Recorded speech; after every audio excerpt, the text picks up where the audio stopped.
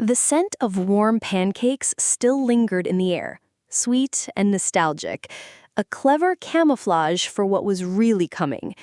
Mom had called that morning, asking us to gather for what she cheerfully dubbed a family discussion.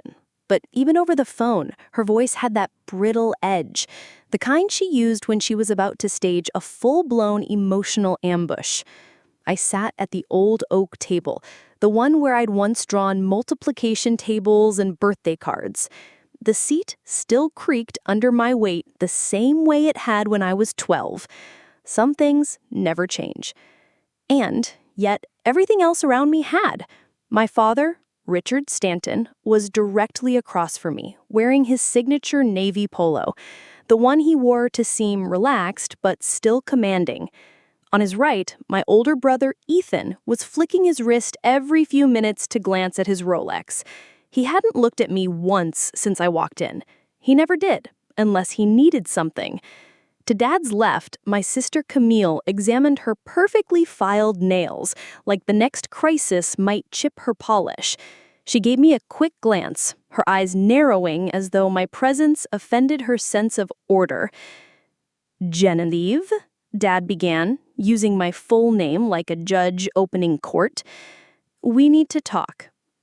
"Here we go." "We're concerned," Mom chimed in from the sink, her back to us, as she aggressively washed already clean dishes. I took a sip from my chipped green mug, the same one I'd taken with me when I left for college. I cradled it like armor. "My lifestyle, you mean?" "Exactly," Mom said, spinning around with a dish towel clenched in her fists. "You graduated 3 years ago, and you're still living in that tiny little apartment, doing God knows what with computers." "I'm a freelance web developer," I said, careful to keep my voice steady. Ethan laughed, a sharp nasal sound. "Freelance unemployment, more like. Do you even have health insurance?" I almost replied with the name of the global insurance firm I had a private plan with, but I didn't. They wouldn't believe me anyway. They never asked for details. They just built stories around me and handed me the script. Richard leaned forward, lacing his fingers. "Look, sweetheart, we gave you time to explore, time to find yourself, but it's been long enough. This freelancing, it's not a real career." Camille added quickly, "It's actually embarrassing. At the Johnson Gala last week, people asked me what you do, and I couldn't even answer. Ethan is a financial advisor. I'm the marketing director at Belmont. What am I supposed to say? That my sister plays on her laptop all day in pajamas?" I smiled faintly. They had no idea. The truth? I'd made my first million before I turned 22. I owned properties in 5 cities, managed 7-figure investments, and as of last quarter, my crypto portfolio alone had crossed the $1 billion mark. But none of them had ever asked. "We've made a decision," Richard said, his voice the calm before the storm. He reached into a leather briefcase, yes, a literal briefcase, and pulled out a thick folder. "Here it comes," I murmured, half to myself. He pushed the folder across the table. "We're cutting off your allowance." "Allowance?" I blinked. "You've been living off the $800 a month I send you," added, with a tone that suggested he expected gratitude. That was news to me. I hadn't received a dime from them since college, but now I remembered an old account I'd left open at the community bank. I'd completely forgot it existed.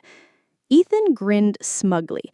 "Don't play dumb. We know you've been coasting on family money while pretending you're Miss Independent."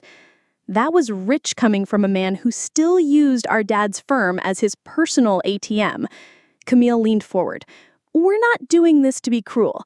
We're trying to help you grow up. And we've arranged for you to interview at Stanton Financial Group.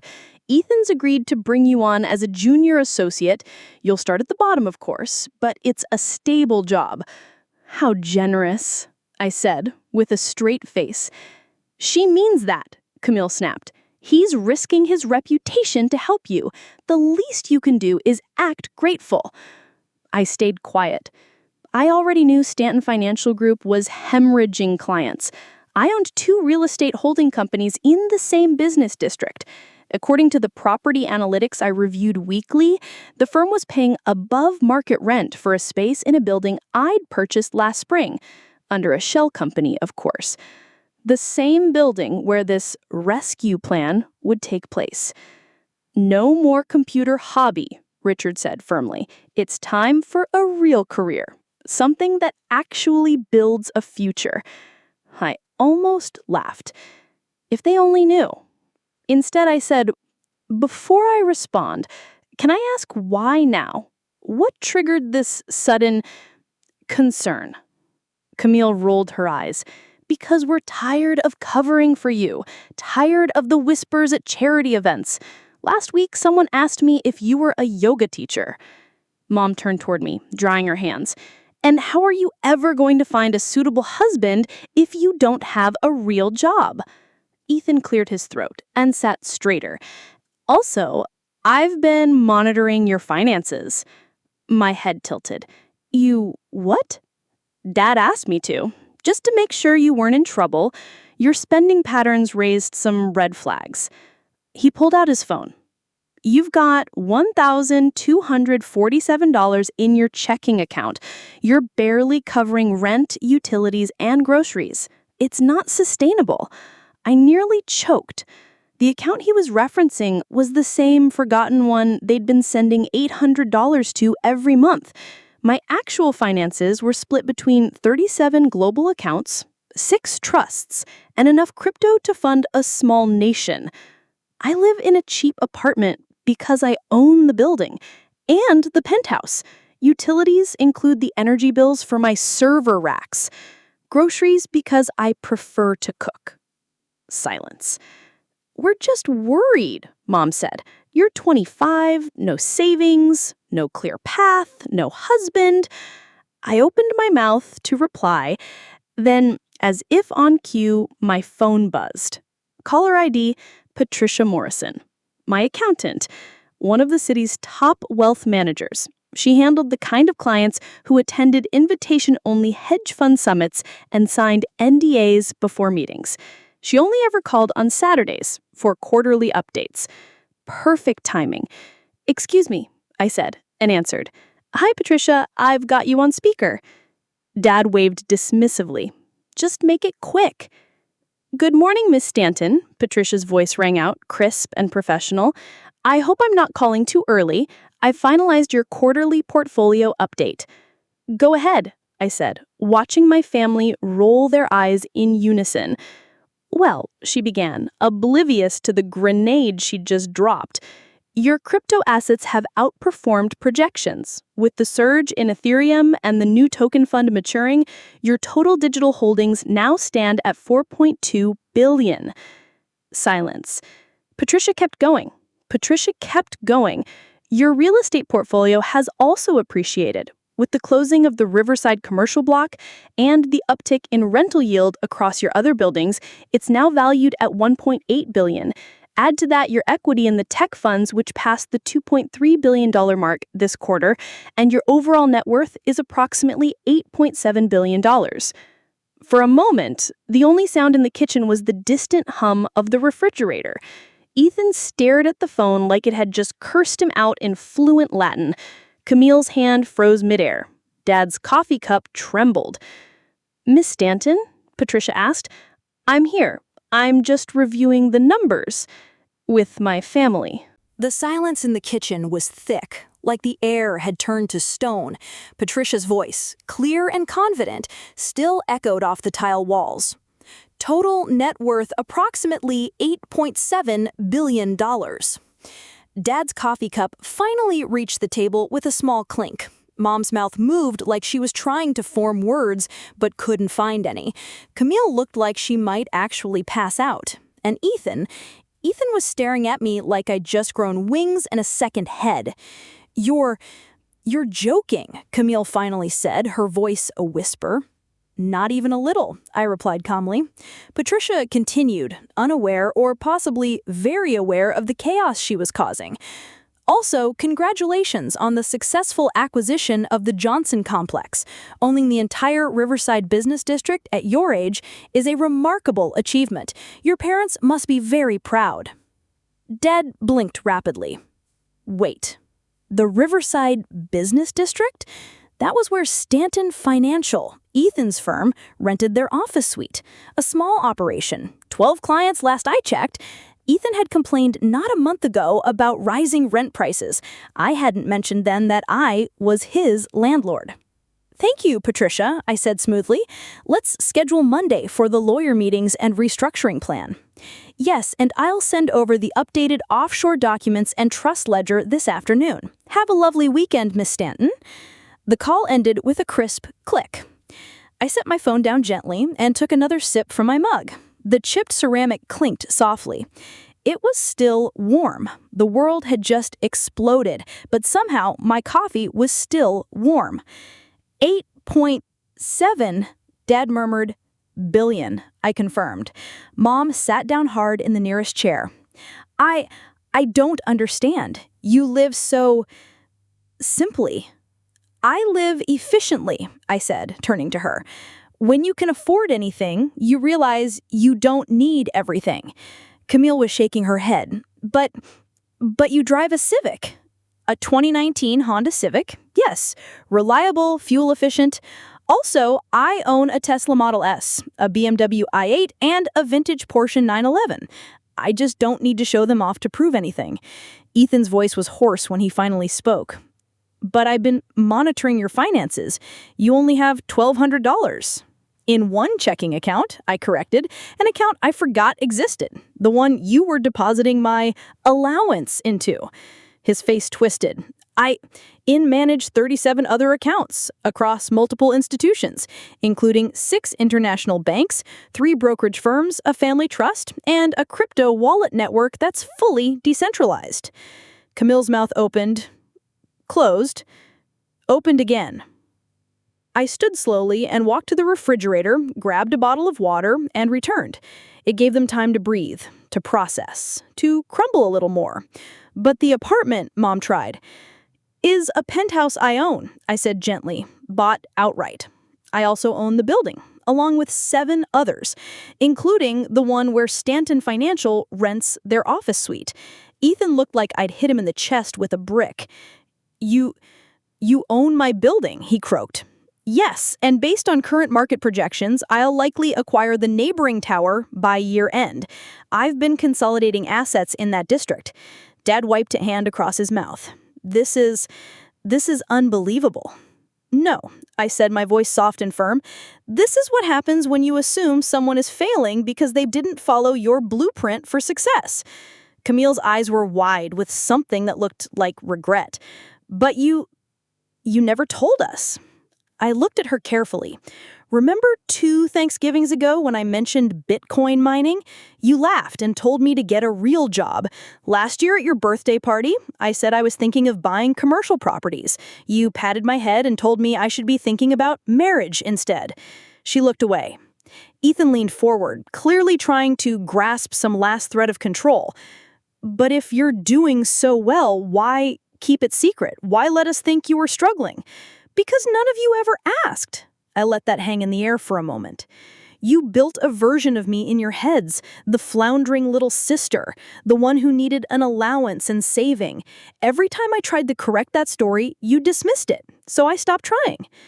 The silence that followed wasn't just stunned, it was heavy with guilt.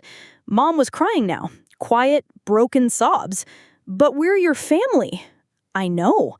But sometimes family loves the version of you that fits their expectations, not the real one.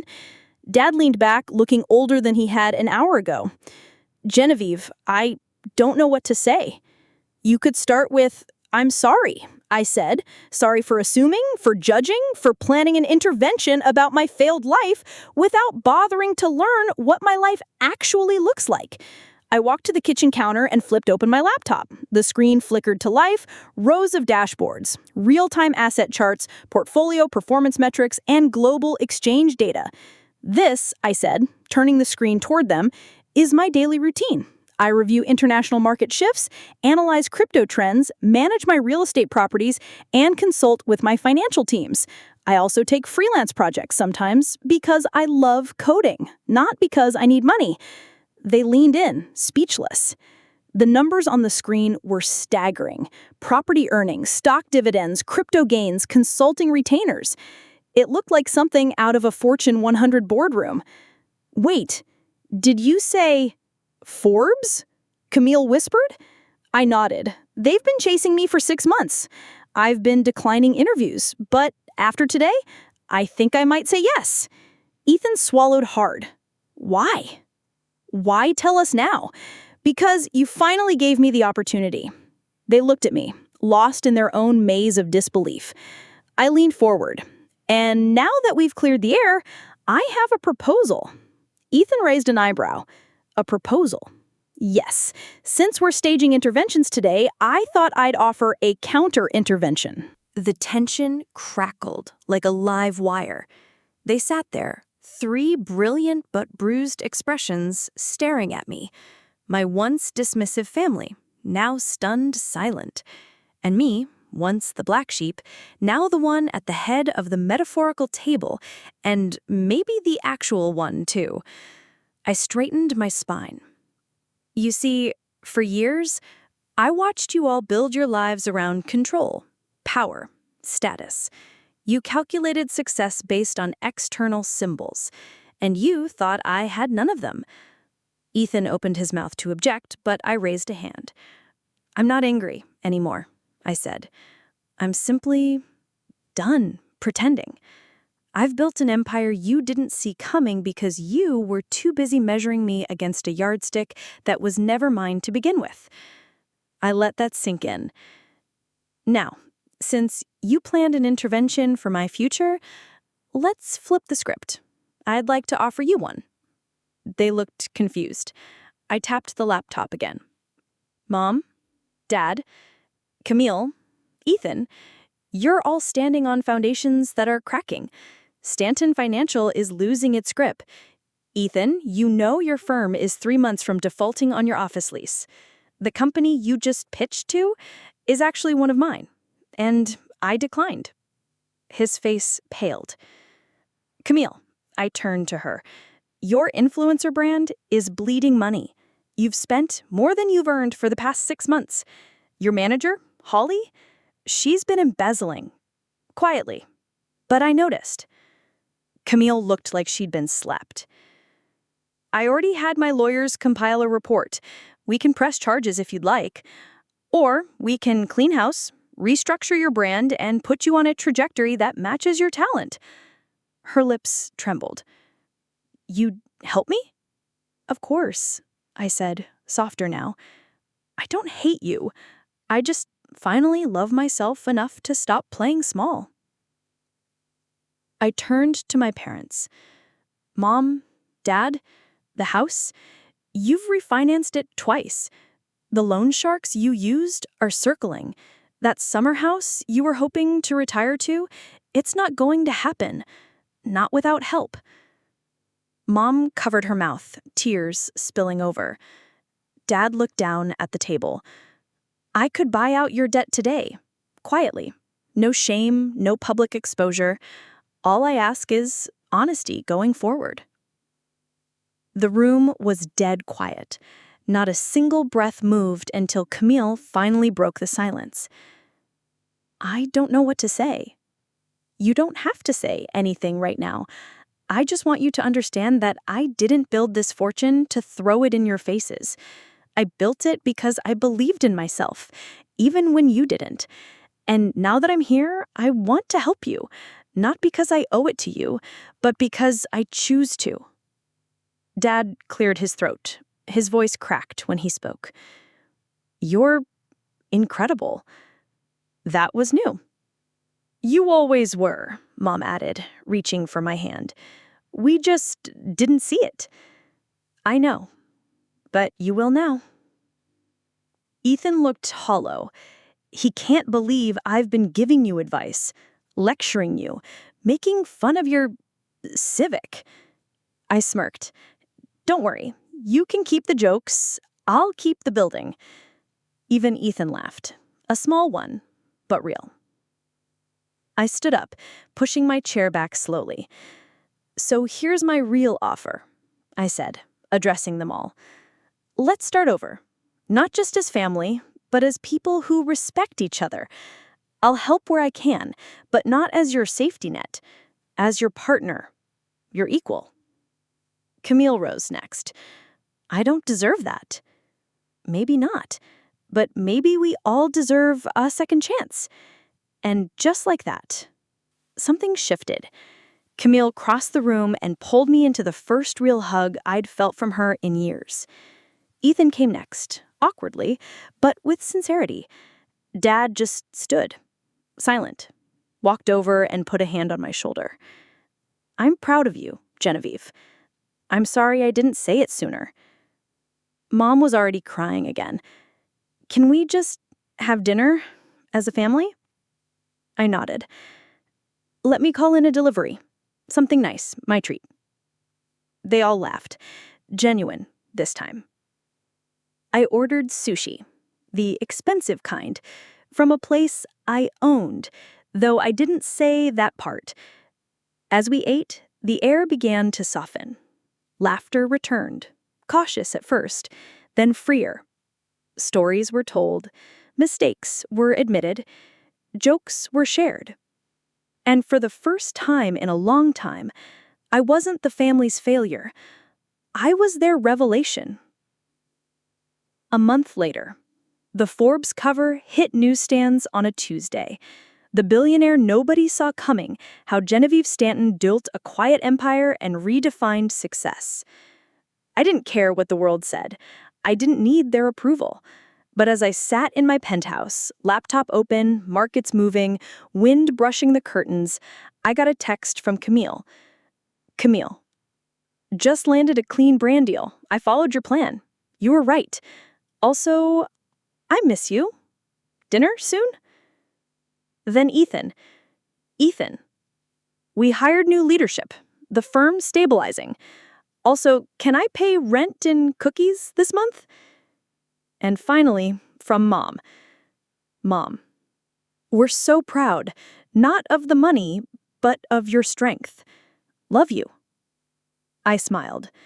Not for the validation, but because this time they finally saw me. Not who they imagined, but who I really was. And that was the greatest return on investment of all.